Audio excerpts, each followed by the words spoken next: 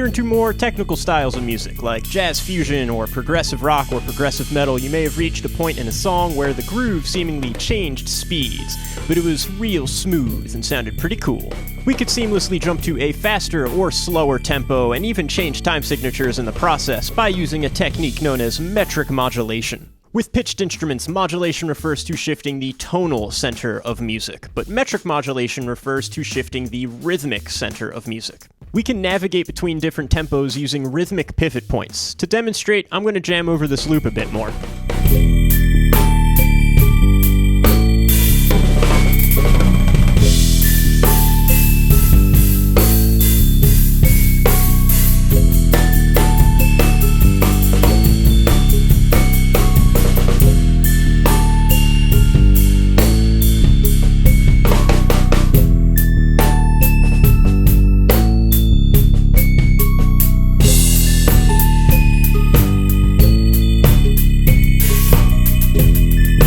So I messed around with the time a good bit there, but it was all calculated. I programmed this loop with the intention of creating a few rhythmic lanes that make it possible to feel the beat a couple different ways. But before jumping into the specifics of that loop, we need to solidify a couple concepts. To pull off smooth metric modulations, we need to be able to precisely switch between rhythmic rates and quickly center ourselves on the new beat. To practice those rhythmic pivots, we're going to take a basic groove in 4/4 and superimpose it into a couple different triplet rates. We're going to make triplets feel like regular ol' eighth notes.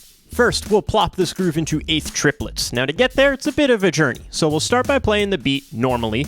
Eighth notes on the hi-hats, 1 and 3 on the kick, 2 and 4 on the snare.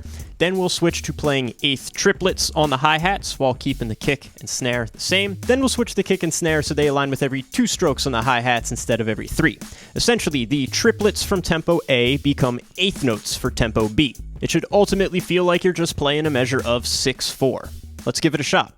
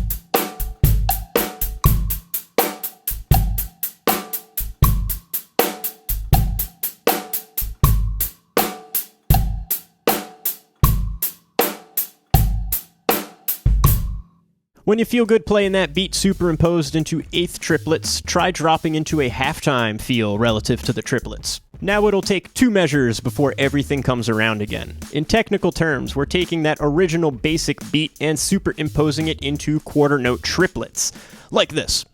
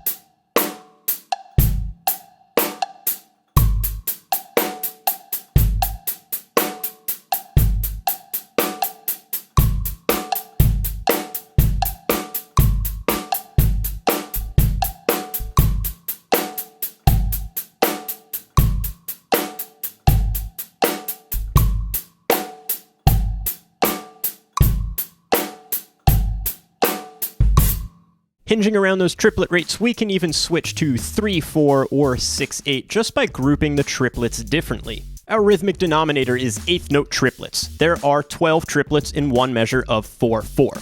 We can group those triplets as 4 groupings of 3, which is standard 4/4 procedure, or we can group them as 3 groupings of 4, which kind of implies 16th notes in 3. 4 groups of 3 feels like triplets, 3 groups of 4 feels like 16th notes.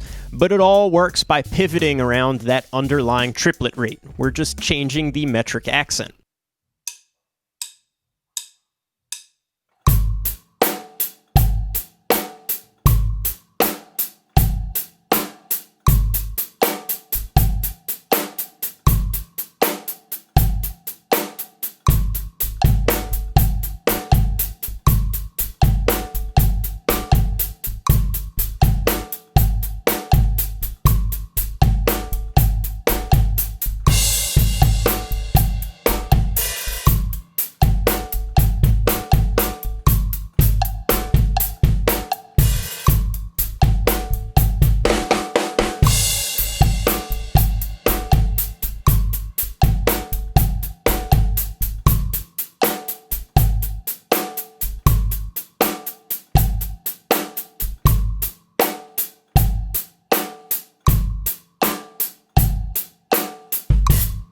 We could use the quarter note triplet rate to pivot into 6/8 by playing the snare drum on what feels like count 4, like this.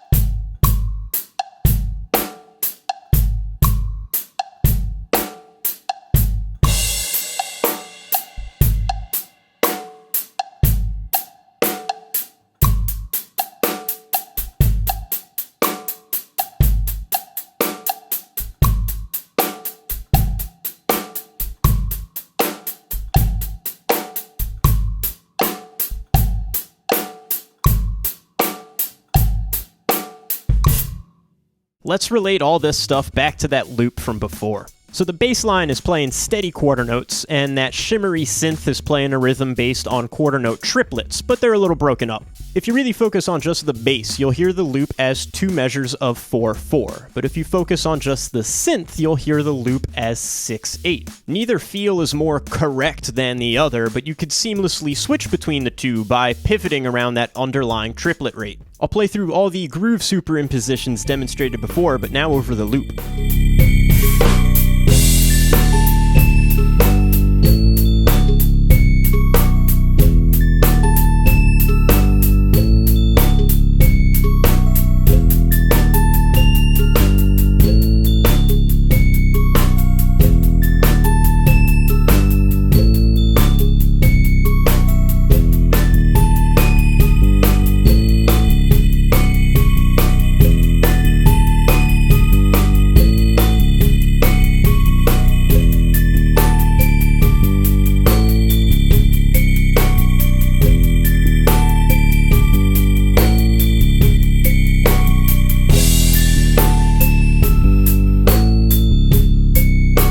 The feel swings around a bit, but it all still fits within the loop. I guess this is technically an example of implied metric modulation, since we never totally abandoned the original meter, but hopefully you can see how it's possible to pivot into different speeds and time signatures using this concept.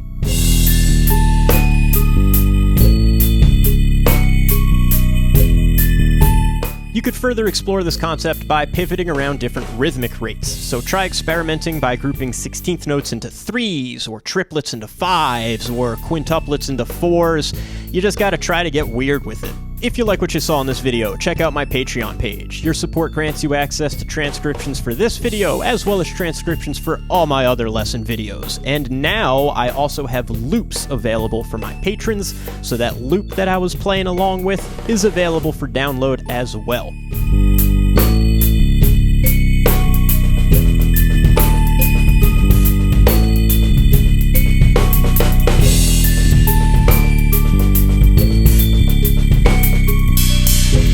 And follow me on Instagram at drummerhar to see more videos of my playing.